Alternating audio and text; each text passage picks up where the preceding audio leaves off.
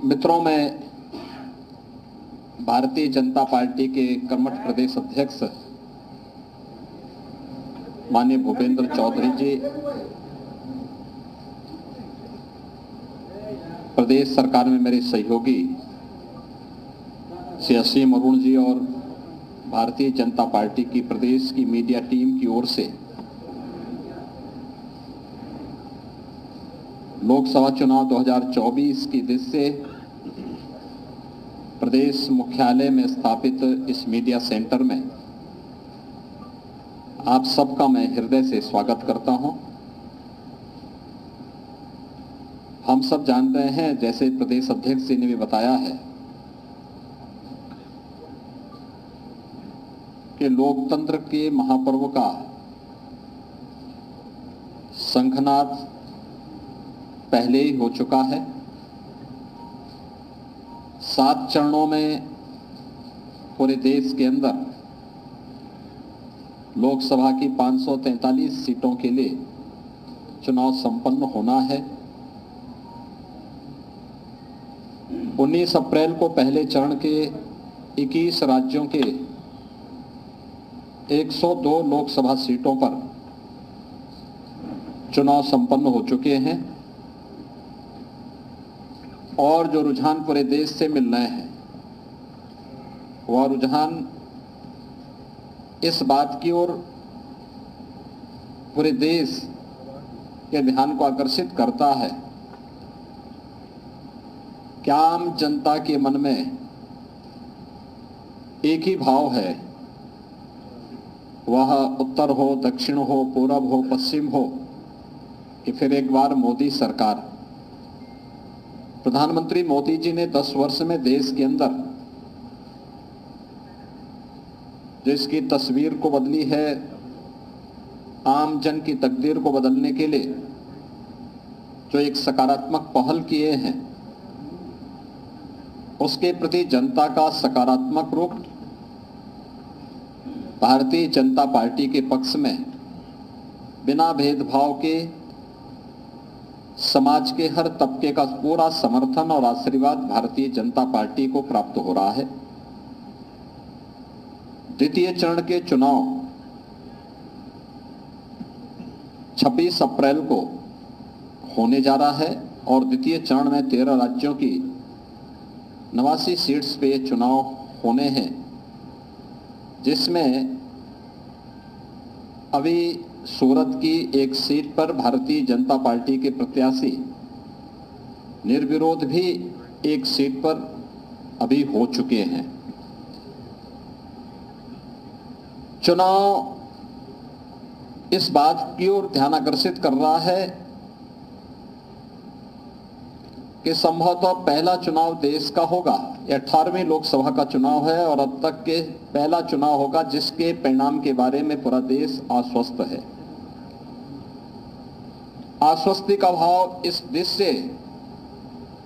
क्योंकि मोदी जी ने पिछले 10 वर्ष में देश के अंदर पॉलिटिक्स ऑफ परफॉर्मेंस पर ध्यान देकर के पूरी जवाबदेही के साथ हर एक मोर्चे पर सर्वांगीण विकास के जिन लक्ष्यों को प्राप्त करने की दिशा में प्रयास प्रारंभ किए हैं, आज देश उसका लाभ प्राप्त कर रहा है। यह हर एक क्षेत्र में वैश्विक मंच पर भारत की प्रतिष्ठा का, 140 करोड़ भारतीयों के सम्मान का मामला हो, भारत की सुरक्षा को सुदृढ़ करने का हो, भारत की आंतरिक सुरक्षा, आतंकवाद, नक्सलवाद की समस्या को समाधान के लक्ष्य तक ले जाने का हो, या फिर देश के अंदर वर्ल्ड क्लास इंफ्रास्ट्रक्चर उपलब्ध करवाने का, highway, railway, metro, expressways, IIT, IIM, world class universities, 1 district 1 medical college, हर घर नल की योजना, ये सभी कार्य पूरे देश के अंदर, IIT, NIT, ये एक लंबी श्रृंखला है इनकी, जो प्रधानमंत्री मोदी जी के नेतृत्व में भारत ने पहली बार गवर्नमेंट परफॉर्मेंस के आधार पर भी कार्य कर सकती है, और उस आधार पर जनता जनार्दन के बीच में जा सकती है, यह पहली बार देखने को प्राप्त हुआ है। देश के अंदर गरीब कल्याणकारी योजनाओं का लाभ भी बिना भेदभाव के 140 करोड़ लोगों को प्राप्त हो सकता हो, यह भी देश पहली बार देख रहा है। 80 करोड़ गरीबों को 4 वर्ष से लगातार राशन की सुविधा का लाभ फ्री में उपलब्ध होना, 60 करोड़ लोगों को देश के अंदर 5 लाख रुपए की स्वास्थ्य बीमा का कवर प्राप्त हो जाना, 50 करोड़ लोगों को जनधन अकाउंट खोल करके सरकार की धनराशि उन सभी लोगों तक सीधे डीबीटी के माध्यम से उपलब्ध करवाने का कार्य हो, 12 करोड़ किसानों को प्रधानमंत्री किसान सम्मान निधि का लाभ हो, या फिर 12 करोड़ घरों में शौचालय बनाने का काम हो, 10 करोड़ घरों में उज्ज्वला योजना के रसोई गैस के सिलेंडर उपलब्ध करवाने के कार्य हो, 4 करोड़ गरीबों के लिए मकान बनाने के कार्य हो, या 2.5 करोड़ गरीबों को एक बिजली के फ्री में कनेक्शन उपलब्ध करवाने के कार्य हो। पहली बार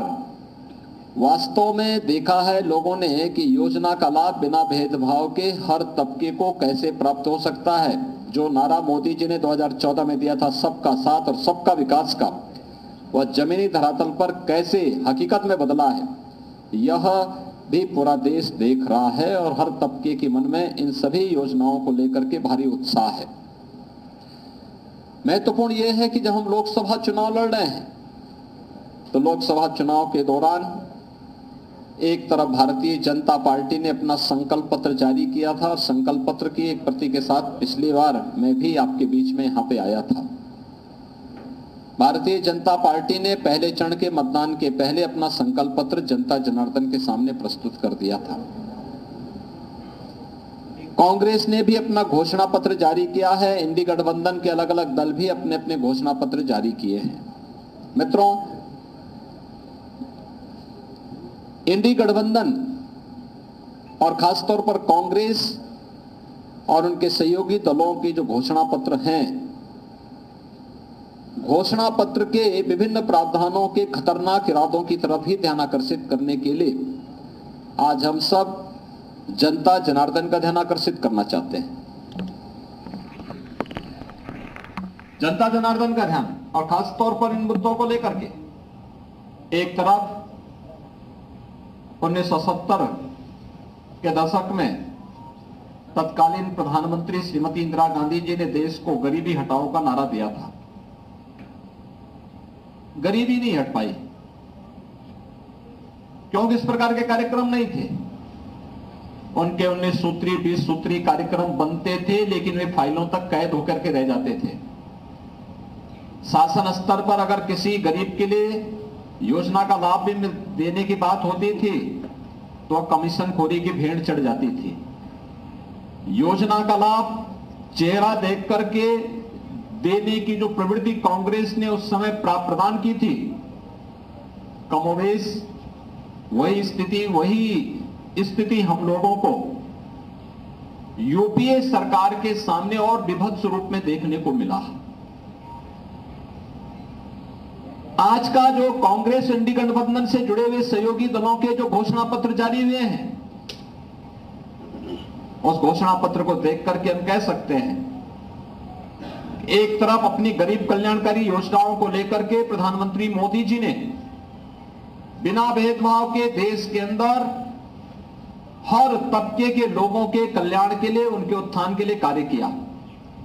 और 10 वर्ष में 25 करोड़ गरीबों को गरीबी रेखा से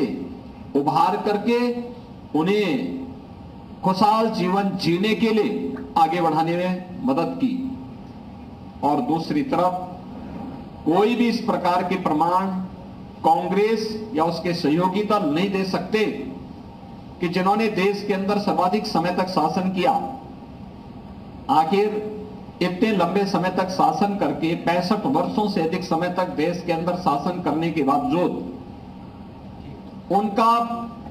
पॉलिटिक्स परफॉर्मेंस पर आधारित क्यों नहीं बन पाया था? क्यों इनकी योजनाएं पिक एंड चूज की थी? चेहरा देख करके योजनाओं का लाभ देने का कार्य क्यों? और खास तौर पर अब दादी के दिए गए नारे को पोते के द्वारा किस प्रकार से तोता रटंत की जा रही है कि हम एक झटके में गरीबी हटाएंगे, और गरीबी कैसे हटाएंगे इसका अगर आपको उनके घोषणा पत्र में देखना हो तो यह खतरनाक इरादा भी है और हास्यास्पद भी है। वो कह रहे हैं कि हम संपत्ति, लोगों की संपत्ति का सर्वे करवाएंगे और संपत्ति सर्वे करके फिर उस संपत्ति को अपने अनुसार फिर उसका बंदर बांट करेंगे। यानी पहले देश के संसाधनों पर लूटपाट। याद करिए, यूपीए सरकार के तत्कालीन प्रधानमंत्री डॉक्टर मनमोहन सिंह जी ने अपने एक अभिभाषण में इस बात का उल्लेख किया था कि देश के संसाधनों पर पहला अधिकार मुसलमानों का है। हमारा कहना है देश के अंदर भारतीय जनता पार्टी ने 4 जातियों की बात की। गरीब है, किसान है, युवा है और महिला है। इसमें किसी जाति की बात नहीं की है, किसी मत और मजहब की बात नहीं की है। जो गरीब है उसको शासन का हिस्सा मिलना चाहिए,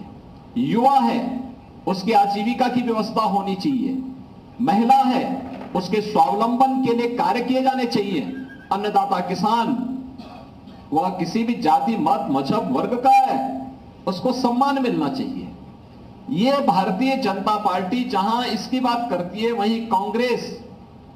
कहां से प्रारंभ कर रही है? वह संपत्ति का सर्वे करवाएगी, संपत्ति का सर्वे करके फिर उसका बंदर बांट करेगी। यानी अपनी पुरानी उस प्रवृत्ति में कहां लेके जा रहे हैं कि पहला अधिकार किसका है, और फिर वहीं से उनकी शुरुआत हो रही है। इसके लिए वह जातीय जनगणना को आधार बना रहे हैं। 65 वर्षों तक शासन किए, एससी, एसटी, ओबीसी और अन्य जातियों को इन्होंने उनका अधिकार नहीं दिया, उससे उन्हें वंचित किया। और याद करिए 2004 से 2014 के बीच के कांग्रेस के शासनकाल को, जब उन्होंने उस समय लक्षित हिंसा विधेयक लाने का कुत्सित प्रयास किया था, बहुसंख्यक समाज की भावनाओं को कुचलने के लिए, उनकी अभिव्यक्ति की स्वतंत्रता को दबाने के लिए एक कुत्सित प्रयास किया था। भारतीय जनता पार्टी के भारी विरोध के कारण वह उस विधेयक को पास नहीं कर पाए थे। भारत के प्रति इनकी मानसिकता क्या है? और इसके बाद इन्होंने अनुसूचित जाति, अनुसूचित जनजाति और पिछड़ी जाति के हकों पर डकैती डाल करके उनके आरक्षण में भी किस प्रकार से घुसपैठ करने का प्रयास किया था। इसके लिए रंगनाथ मिश्रा, जस्टिस रंगनाथ मिश्रा, जो पहले सीजीआई थे, चीफ जस्टिस ऑफ इंडिया थे,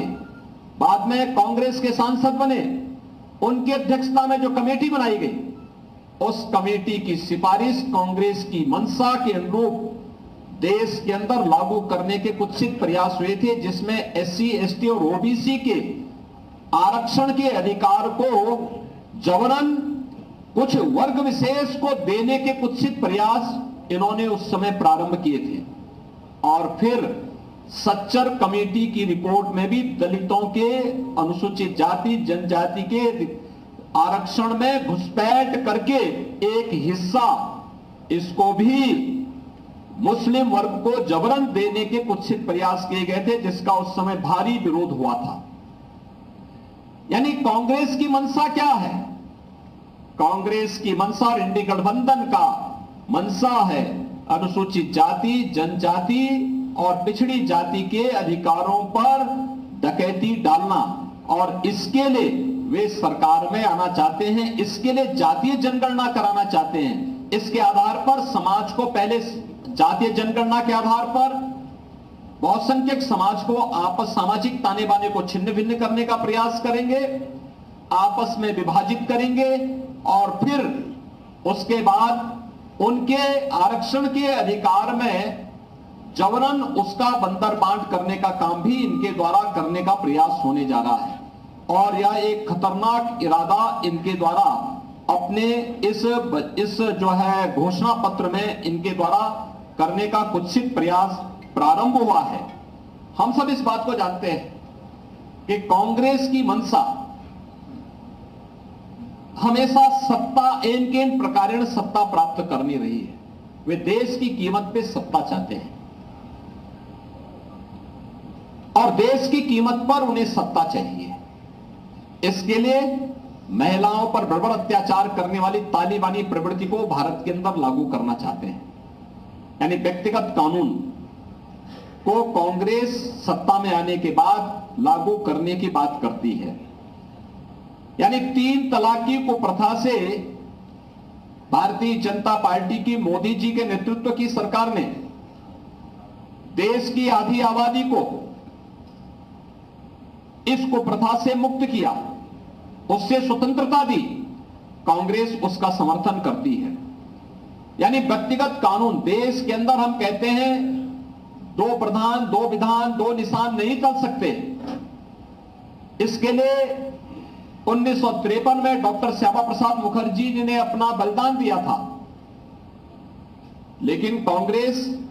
देश के अंदर व्यक्तिगत कानून लागू करिए सरिया कानून लागू करना चाहती है, तालिबानी विध्वंस का समर्थन करना चाहती है। और ये जो कांग्रेस की मंशा है या इंडी गठबंधन की मंशा है, या आधी आबादी का अपमान तो करती ही है,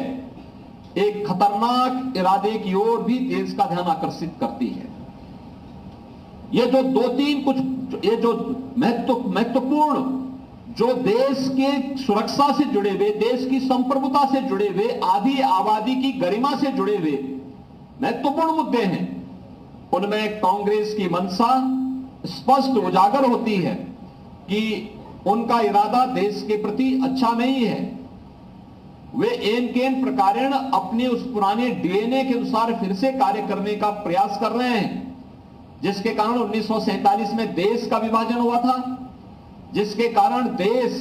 लगातार आतंकवाद, उग्रवाद और अलगाववाद की चपेट में आया था, जिनके उस डीएनए के कारण देश के अंदर सभी संस्थाएं भ्रष्टाचार के आकंठ में डूबी थी।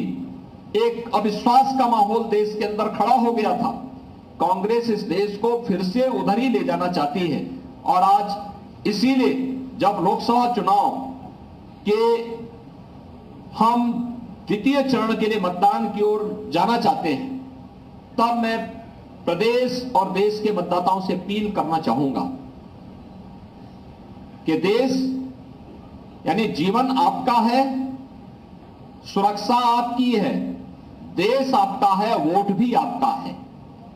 आपका एक वोट आतंकवाद की तरफ भी, आतंकवाद के पुराने दौर को वापस ला सकता है अगर गलत दिशा में गया, और आपका एक वोट भारतीय जनता पार्टी के पक्ष में जाने का मतलब आतंकवाद को सीमा पार ही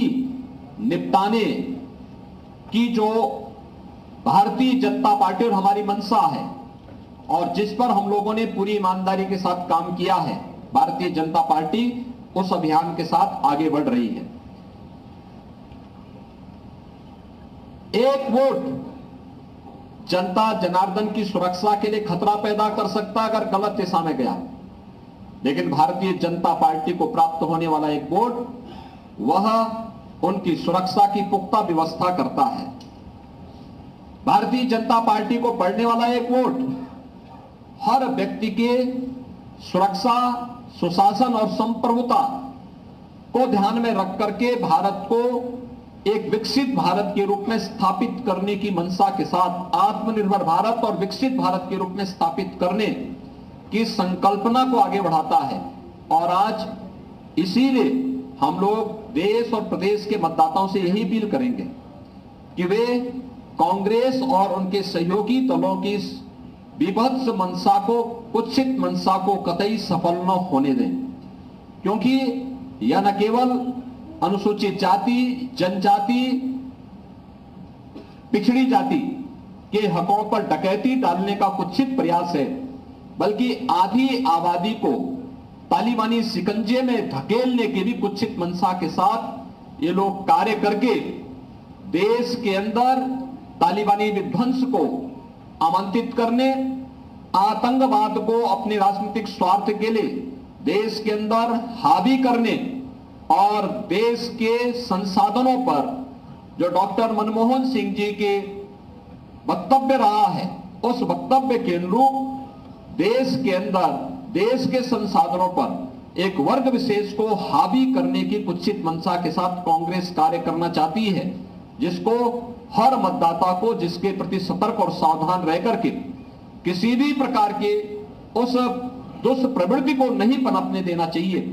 जो समाज में वैमनस्यता पैदा करे, राष्ट्रीय एकता और अखंडता को चुनौती देने वाला बनता हो,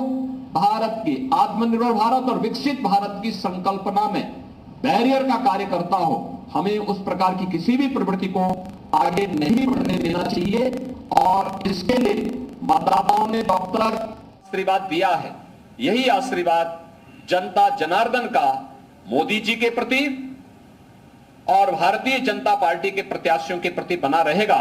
यह हमें पूरा विश्वास है। और कांग्रेस को उसके घोषणा पत्र और उसके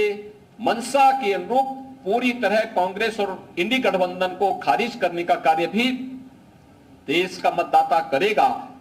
अब इसमें कोई संदेह नहीं है। धन्यवाद जी। धन्यवाद माननीय मुख्यमंत्री जी। मैं आप माननीय मुख्यमंत्री जी, माननीय प्रदेश अध्यक्ष जी का आभार व्यक्त करता हूं। मैं उपस्थित सभी पत्रकार मित्रों का भी आभार व्यक्त करता हूं।